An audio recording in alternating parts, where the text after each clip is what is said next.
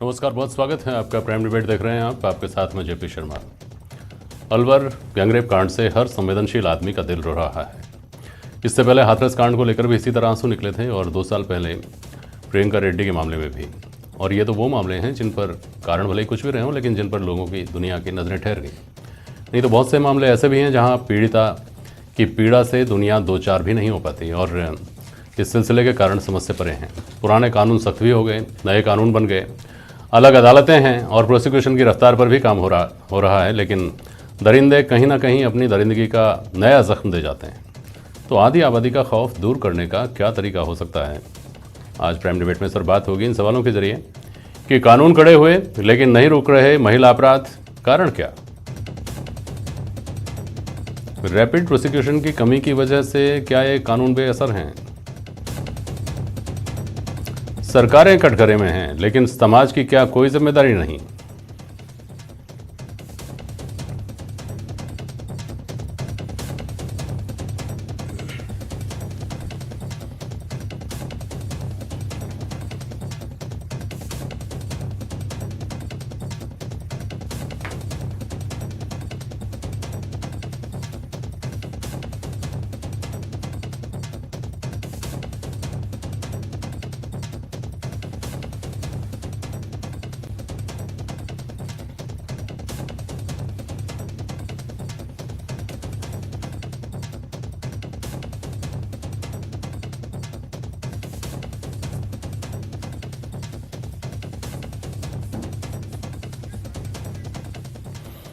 Awadhesh Akodiya senior journalist हमारे साथ studio में। आरसी चौधरी साहब हैं, कांग्रेस के स्पोक्स पर्सन, और पूर्व मंत्री अनीता भदेल हमारे साथ जुड़ी हुई हैं भारतीय जनता पार्टी का प्रतिनिधित्व करने के लिए इस बहस में। और भी मेहमान हमारे साथ जुड़ेंगे। पहले आप दोनों अपनी अपनी टिप्पणी दें, फिर मैं सवाल लेकर के आऊँ। आरसी चौधरी बोलिए। निश्चित रूप से अलवर की जो घटना हुई है, राजस्थान की 7.5 करोड़ जनता को शर्मसार करने वाली, राजस्थान के लिए अपने आप में एक दाग की तरह है। समाज के अंदर इस प्रकार की घटनाओं की कोई जगह नहीं है। हम सब के लिए इस पे क्या शब्दों के माध्यम से कोई भी ना संवेदना व्यक्त की जा सकती, ना ही इस पे तो सिर्फ एक्ट के द्वारा हो सकता है, जो राजस्थान में नहीं हिंदुस्तान में एक संदेश हो कि हमारी बेटियों की तरफ झांकने का चीजें क्या हो।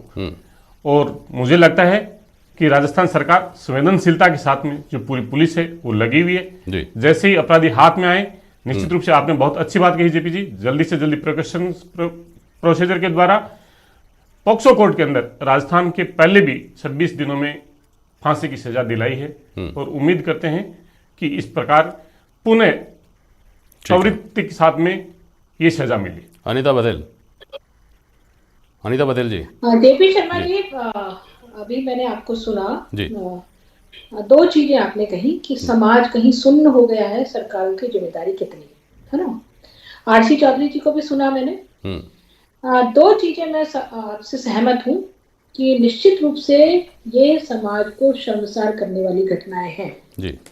लेकिन एक बात और कहना चाहूंगी कि राजस्थान में जब क्राइम रेट हम देखते हैं तो महिला अत्याचार, सिर्फ मैं महिला अत्याचारों की बात करती हूँ, पूरे देश भर में पहले स्थान पर राजस्थान है। जब हम ये बात पूछते हैं तो ये जवाब दिया जाता है कि फेक जो है एफआईआर दर्ज हो जाती है, उसके कारण से ये क्राइम बढ़ा है। निर्भया की आपने बात करी, निर्भया के बाद में पूरे देश भर में इस प्रकार के मामलों में एफआईआर दर्ज हो, यह पहली प्राथमिकता रही है और सारे प्रदेशों ने ऐसा करना शुरू किया है जब दिल्ली की निर्भया की घटना हुई। लेकिन मैं इस घटना के बारे में, जब आपने 2 घटनाओं के बारे में जिक्र किया, फिरोजपुर की घटना के बारे में जिक्र किया, एक और घटना के बारे में जिक्र किया।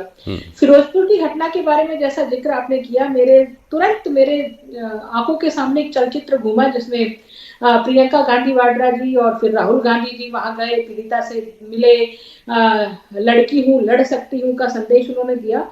ये राजस्थान प्रदेश है और यहाँ तो उन्हीं की सरकार है। फिर प्रियंका गांधी जी रणथंभौर आई है घूमने के लिए, बाद में बाघ को देखने के लिए आई है। क्या वो रेप पीड़िता से जैसे फिरोजपुर गई थी यूपी में, वैसे यहाँ जयपुर जयकल जाएंगी? कि ये संवेदनशीलता, मैं समझती हूँ कि ये संवेदनशीलता यदि वो राजस्थान में भी दिखाए तो मुझे लगता है कि वापस ये दर्द जो है वास्तव में उनका दर्द है। अच्छा। नहीं तो हम क्या करते हैं, मैं अपनी बात को पूरा करती हूँ। जहां हमारी सरकारें नहीं है वहां हम सरकारों को दोष दे देते हैं, जहां हमारी सरकारें हैं वहां हम ऐसे बयान दे देते हैं। लेकिन मैं इस बात से सहमत हूँ, मैं आरसी चौधरी जी के इस वक्तव्य से सहमत हूँ कि समाज को संवेदनशील होना पड़ेगा, परंतु हम ऐसी राजनीति क्यों करते हैं? हम ये संवेदनशीलता दूसरी जगह पर क्यों नहीं दिखाते? वहां तो हम पॉलिटिक्स करते हैं। आरसी चौधरी जवाब दीजिए, आरसी चौधरी जवाब दीजिए। अवसर की राजनीतिक नहीं है तो क्या है? हाथरस से वो जाने के लिए कितनी सारी सुरक्षा तंत्र को तोड़ती हैं आप। वहाँ आरोप लगाते हैं कि पुलिस ने रोक लिया, हमको नहीं जाने दिया, डंडे बरसाए, राहुल गांधी गिर गए, और यहाँ तो वाई हुई हैं। हाँ, निश्चित रूप से जो अनिता बघेल जी ने जो प्रश्न उठाया मैं उस पर जवाब देना चाहता हूँ।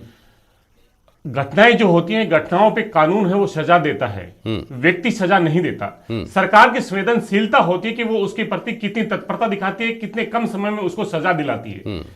जो माननीय मंत्री, जो पूर्व मंत्री ने जो जिक्र किया, अनिता बघेल जी ने, उन्होंने हाथरस की घटना का जिक्र किया, उन्होंने उन्नाव की घटना का जिक्र किया।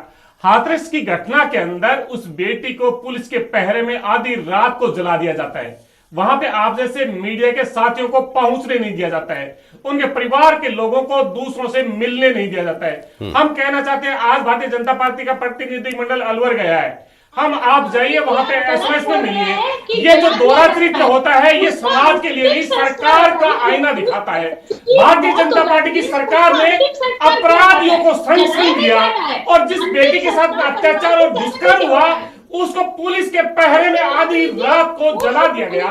इसलिए वो पुलिस नहीं, सरकार अपराधियों को संरक्षण दे रही थी, अपराध में संलिप्त थी। उन्नाव में विधायक के आरोप लगा और विधायक 3 दिन से नहीं होता है। चौधरी जी, आप क्या कह रहे हैं कि कम से कम यहाँ ये सब तो नहीं हुआ?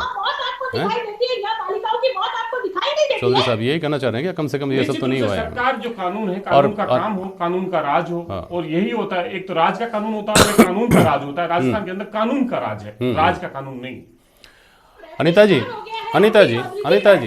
एक ये भारतीय जनता पार्टी की ओछी मानसिकता है जो राजस्थान की 7.5 करोड़ जनता को शर्मसार करती है। जो बच्चियां दुष्कर्म हो जाने के बाद में अपने जीवन को लील लेती थी, रेल की पटरियों पे जाके आत्महत्या कर लेती थी, आज राजस्थान के अंदर वहां पे पुलिस का एक स्पेशल अधिकारी लगाए गए हैं, आरपीएस के उनका अधिकारी है, तमाम सब चीजें की गई है। अगर आप मुद्दों पे बात करें तो निश्चित रूप से अनिता जी आपके तमाम। अब एक मिनट चौधरी साहब सुनिए, चौधरी साहब सुनिए, अनिता बघेल मैडम, अनिता बघेल सुनिए। अलवर का हुआ है, ये सिर्फ अलवर में नहीं हुआ। एक दिन पहले, कल की ही खबर है, भरतपुर में हुआ है, घाटोल में हुआ है, बांसवाड़ा में। रोज आए दिन 13 घटनाएं बलात्कार की दर्ज हुई आए दिन, लेकिन हम सुन बैठे हैं। कितने मामले लेकर आए आप जयपुर? कितनी बार घेराव किया आपने जयपुर का? आज चूंकि प्रियंका गांधी आई हुई है तब आप लोग को ये एक अवसर के तौर पर दिखाई दे रहा है कि इन्होंने हाथरस में हमको जिस तरह से एम्बेरस किया था, अब एक बहुत ही अच्छा पॉलिटिकल मूव करने का मौका है। क्या ऐसा नहीं है क्या अनिता बघेल?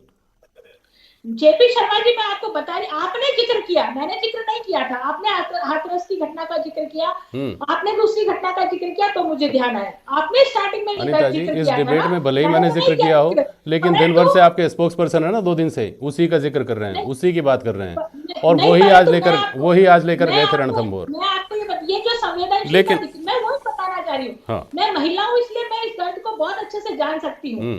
लेकिन हम हर मुद्दे पर इस तरह से पॉलिटिक्स करेंगे। मेरा ये कहना है जेपी शर्मा जी, यदि प्रियंका गांधी इतनी संवेदनशील है तो मंगलवार की घटना है, और मंगलवार की घटना के बाद में प्रियंका गांधी जी राजस्थान आई हुई है तो उस बच्ची से भी मिल लेती, या जो डेलीगेशन उनसे मिलने जाने वाला था उनसे मिल लेती। एक बार तो आपके प्रदेश अध्यक्ष जी कांग्रेस के कहते हैं, आता हूं इस पर वापस आता हूं अनिता बघेल मैडम, आता हूं अनिता बघेल मैडम, आता हूं आपके पास भी आता हूं वापस, और इसी सिरे पर मैं वापस आता हूं। लेकिन बीच में एक सवाल मेरा ये अवधेशा को दिया कि फर्क लाने की कोशिश अगर की जाए ना तो शायद कुछ सुधार हो। फर्क ढूंढने की कोशिश की जाती है, कम से कम सियासी मोर्चे पर तो हमेशा, चाहे सरकार किसी की भी हो, चाहे प्रदेश कोई सा भी हो। अवधेशा को दिया। बिल्कुल जेपी जी, और ये बहुत शर्म की बात है कि जो सियासत है वो संवेदनाएं ढूंढती है अपनी पोजीशन के हिसाब से। आप सरकार में होते हैं तो आपका रुख अलग होता है, वही बिल्कुल रटा रटाया जवाब है। किसी की भी सरकार हो, कोई इस तरह की घटना होती है, अपराधियों को बख्शा नहीं जाएगा, दोषियों को कड़ी सजा मिलेगी, सबको पकड़ा जाएगा, फास्ट ट्रायल होगा, इस तरह की बातें हर घटना के साथ जो भी सरकार में होता है वो दल कहता है। आप विपक्ष में होते हैं तो आप घेराबंदी करते हैं, तो आपकी संवेदनाएं अपनी पोजीशन के हिसाब से तय होती हैं क्या? इसका मतलब आपकी संवेदनाएं झूठी हैं, आपकी सियासत सच्ची है। आप हर घटना पे सियासत करना चाहते हैं और यही रुख है जिसकी वजह से इस तरह की घटनाएं नहीं रुक रही हैं। यदि राजनीतिक दल अपना रवैया हर घटना के प्रति इसी तरह का रखें, ये नहीं देखें कि वो सरकार में है या विपक्ष में है, वो हिम्मत किसी तो में नहीं है। किसी शायद इस तरह की घटनाएं रुक जाएं। ईमानदारी से आप ये सोच पाए कि इस तरह की घटनाएं क्यों हो रही हैं, इस तरह की घटनाओं को कैसे रोका जा सकता है, क्या आप कोई प्लान ऑफ एक्शन इस तरह का बना सकते हैं। जब तक इस सोच में तब्दीली नहीं आएगी, इस तरह की घटनाएं नहीं रुकेंगी। ठीक बात। राधिका शर्मा, आपको आवाज सुनाई दे रही है क्या मेरी? राधिका जी। जी बिल्कुल सर, बिल्कुल सुनाई दे रही है। हाँ राधिका जी, आप थोड़ा देरी से जुड़ी। शुरुआती बातचीत हमारी ये थी, एक मिनट मेरी बात सुनिए। शुरुआती बातचीत और हमारी चिंता हमारे पूरे समाज की और सिस्टम की भी और सरकारों की भी ये चिंता होगी, क्योंकि कोई सरकार बदनाम नहीं होना चाहती, कोई सरकार अपने ऊपर संवेदनशील नहीं होने का आरोप नहीं चाहती, इसलिए कानूनों को सख्त कर दिया जाता है, नए कानून बना दिए जाते हैं। प्रोसिक्यूशन की रफ्तार के तो हमने रिकॉर्ड देखे हैं राजस्थान में, 26 दिन में, 19 दिन में, और मेरे ख्याल में 24 घंटे में भी चार्जशीट दर्ज हुई है पिछले दिनों में। ये सब किया जाता है, उसके बाद भी हालात जस के तस रहते हैं। आधी आबादी की चिंता कहाँ खड़ी पाती हैं आप? सर मुझे लगता है कि इस मुद्दे पे राजनीतिकरण करने की बजाय हमें उस पीड़िता के साथ में संवेदनशील होना चाहिए, क्योंकि जो उसके साथ घटा है, ऐसा नहीं है कि हम किसी भी सरकार को ब्लेम करके ये कह सकते हैं, क्योंकि हर सरकार हर मूवमेंट पे, हर अपराध के टाइम पे वहाँ पॉसिबल नहीं है कि वो वहाँ हो, या हर पुलिस वाले या जितने भी जो हमारे सिस्टम है, जरूरी नहीं है कि अपराध के वक्त वहां पे हो, लेकिन उनका एक काम बनता है कि अपराध हो गया है, उसके बाद में न्याय कितनी जल्दी वो दिला सकते हैं, कितनी जल्दी उसकी इन्वेस्टिगेशंस हो सकती हैं, और जुडिशरी सिस्टम हमारा कितना जल्दी उस चीज को कर सकता है। हमारे यहाँ जो प्रॉब्लम है वो शायद हमारे समाज से शुरू होती है। किसी भी सरकार को इसके लिए ब्लेम करना ठीक नहीं है, क्योंकि सरकारें समाज ही बनाता है। हमारे समाज में प्रॉब्लम है कि हमारा समाज इन चीजों को लेकर के बहुत ही ज्यादा पुरुषवादी सोच रखता है, बहुत आसान लगता है उन्हें। आप बहुत सारे केसेस ऐसे देखेंगे। मैं एक बहुत ही आम नागरिक हूँ, मेरा ऐसा कोई ओहदा नहीं है जिस ओहदे को मैं रिप्रेजेंट करूँ, लेकिन फिर भी मैं कहना चाहूंगी कि जिस तरह की एक सोच जो बन गई है हमारे ही घरों में, कि औरत को एक तरीके से विमेन को कमजोर समझा जाता है, उन्हें समझा जाता है, उन्हें हर बार फॉर ग्रांटेड लिया जाता है। और ये चीज आप बाहर निकल के नहीं देखते हो, आप अपने घर से स्टार्ट करते हो कि ये चीजें बच्चे घर में देखते हैं, लड़कों को इम्पोर्टेंस दी जाती है। सुधार अगर समाज के मोर्चे पर हो सकता है तो उसकी इकाई घर होगी, और घर से शुरुआत तब हो सकती है जब घर वाले इस बारे में जागरूक होंगे, और जागरूक इतने कि खुद की चिंता के साथ दूसरों की चिंता भी कर सकें। मैं कोशिश करूंगा कि आपके पास वापस आऊं, लेकिन अनीता बघेल जी, आज निश्चित तौर पर कांग्रेस की सरकार है, कांग्रेस सरकार कटघरे में। आपकी सरकार थी तो आप चाहें तो मैं दिनांक बता दूंगा। चर्चित ऐसे बयान भी रहे थे मंत्रियों के, जिसमें यह कहा गया था कि जादू की छड़ी नहीं अपराध खत्म करने के लिए, जिसमें यह कहा गया था कि अपराध तो रामराज में भी होते थे। तब आप भी कैबिनेट मंत्री थी। अनीता बघेल जी। मैं केपी शर्मा जी, मैं आपकी बात से 200% सहमत हूँ, है ना। मैं मना नहीं कर रही हूँ, आपकी बात से इनकार नहीं कर रही हूँ, पर मैंने ये बात जिस सरकार में ये चीजें घटित हो रही हैं उन्हीं लोगों के बारे में मैं कह रही हूँ। मैं तो ये ब्लेम कर ही नहीं रही कि ये कांग्रेस सरकार की देन है या ये इसकी सरकार की देन है, परंतु मैं उन्हीं की बात बता रही हूँ। मैं उन्हीं की बात बता रही हूँ कि आप जब विपक्ष में होते हैं तब तो आपकी प्रियंका गांधी, राहुल गांधी चले जाते हैं, लेकिन आप जब सत्ता में है तब आप नहीं आ रहे हैं, यहाँ पर बोल नहीं रहे। मैं यही बात तो कह रही हूँ। आप ये कह रही हैं कि वहां पर कोरी राजनीति की थी, आपने वहां आपने सियासत की थी कोरी। मैंने कहा ना ये बात कि मैं आपकी बात से सहमत हूँ, मैंने पहले ये बात कही है।